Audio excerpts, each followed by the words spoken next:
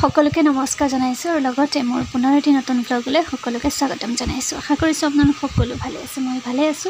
দুপৰীয়া ভাত ৰান্ধিবলৈ লৈছো আৰু এয়া চাউলত ৰাখিছো বিলাহী কেইটা আছে ঘৰৰে পকিবলৈ থৈছো। গছডাল মানে পানীয়ে মাৰি দিলে, সেইকাৰণে কেঁচাতে গুটিবোৰ ছিঙিব লগা হ'ল আৰু 4-5টা মান আছে, এইকেইটা পকিবলৈ দিছো। বেলেগে চাউলৰ ওপৰত কি থয়, কণী বহুতকে দেখিছো নহয়নে। আৰু মই থৈছো বিলাহী, যিহেতু কণী মাছ মাংস এইবোৰ আমাৰ নচলে ঘৰত, গতিকে বিলাহী কেইটা থৈ দিছো তাতে ধুনীয়াকৈ আৰু পকিছে আধা আধি। আৰু এইফালে দুপৰীয়া আজি বাদামৰ চাটনি খাবলৈ মন গ'ল, সেইকাৰণে বাদাম কেইটামান আছিলে, চাটনি বনাবলৈ লৈছোঁ। বাদামৰ চাটনিত আকৌ দিবলৈ লৈছোঁ এয়া দুটা জলকীয়া লৈছোঁ, লগতে বঙালী ধনিয়া, মান ধনিয়া বুলিও কয় বহুতে, আৰু নৰসিংহ পাত লৈছোঁ। আৰু এনেকৈ চাটনিকণ খাই বহুত ধুনীয়া লাগে। বাদামৰ চাটনি এনেকৈ খাই পাইছেনে বাৰু? খুব ধুনীয়া লাগে নহয়নে? গতিকে ঘৰৰ পৰাই এয়া ধুনীয়াকৈ বাৰীৰ পৰা ছিগি আনিলোঁ মান ধনিয়া আৰু লগতে নৰসিংহ পাত। নৰসিংহজোপা পুলিটো কিনি আনি ৰুইছোঁ, বেছি দিন হোৱা নাই, ডাঙৰ অকণমান হৈছে আৰু 2-3 খিলা এনেকৈ পাত ওলাইছে, 4-5 খিলামান হৈছে। তাৰে পাত এটা ঠানি ছিগি আনিছোঁ।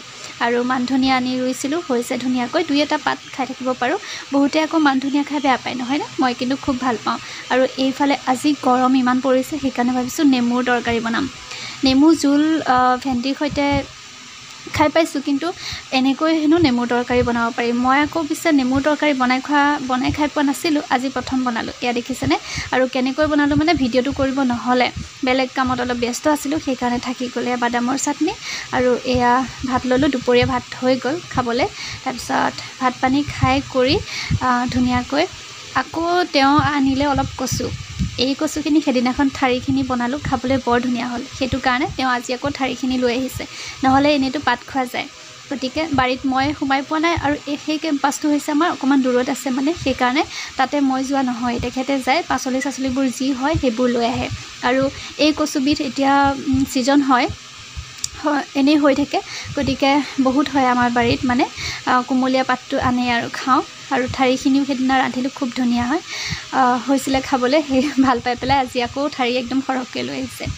এইফালে নৰসিংহ দানি এটা তাৰ পৰাও ছিগি আনিছে, তাতো হৈছে 2টামান গছ নৰসিংহ পাত। তাৰপিছত দুপৰীয়া ভাত পানী খাই বৈ উঠি এতিয়া আকৌ মই ভাবিলোঁ নৰসিংহ পাতেৰে কেইটামান মালপোৱা বনাওঁ সন্ধিয়া চাহৰ লগত খাবৰ কাৰণে। গতিকে এয়া এতিয়া মালপোৱা বনাবৰ কাৰণে ৰেডি হৈছোঁ। আবেলি সময়ত ধুনীয়াকৈ গা পা ধুই আহিলোঁ, আহি এতিয়া মালপোৱা বনাবলৈ লৈছোঁ। আৰু ভাল লাগে নহয়নে? কাম বনবোৰ এনেকৈ ৰেষ্ট লৈ কৰি থাকোঁ আৰু ঘৰত থাকিলে কিনো কৰিম নহয়নে?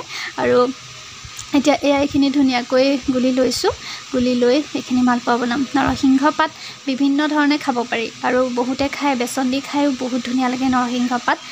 ভাতত দিও খাব পাৰি, দাইল চাইল আমি চবতে নৰসিংহৰ পাত দিব পাৰোঁ। আজি মালপোৱাখিনিত এনেকৈ দিলোঁ নৰসিংহৰ পাত দি, এনেকৈ অকণমান নৰসিংহ পাতকেইটা মিহি মিহি কৰি আৰু কাটি লৈছোঁ, মানে পাতকেইটা বেছি গোটা হৈ থাকিলে খাবলৈ অকণমান মায়ে হয়তো অসুবিধা পাব, সেইকাৰণে মই এনেকৈ আৰু অকণ খিচখিচীয়াকৈ কাটি দিছোঁ।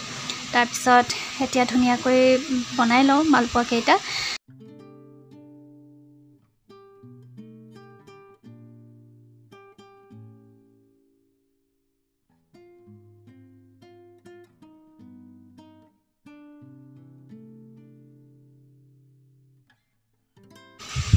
মালপোৱা বনাই চাহ তাহ খাই আজৰি হৈ কাম বনখিনি কৰি সন্ধিয়াৰ আকৌ এতিয়া ৰাতিৰ কাৰণে ৰান্ধিবলৈ লাগি গ'লোঁ।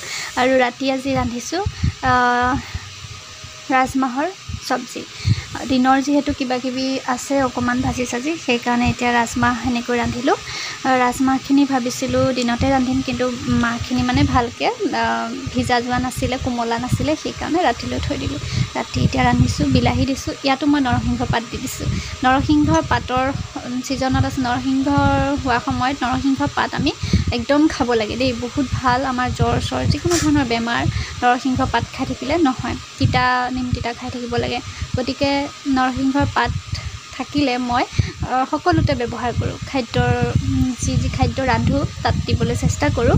আৰু যিখিনিততো দিব নোৱাৰি নাই বাৰু, দিব পৰাখিনিত মই নৰসিংহ পাত ব্যৱহাৰ কৰোঁৱেই।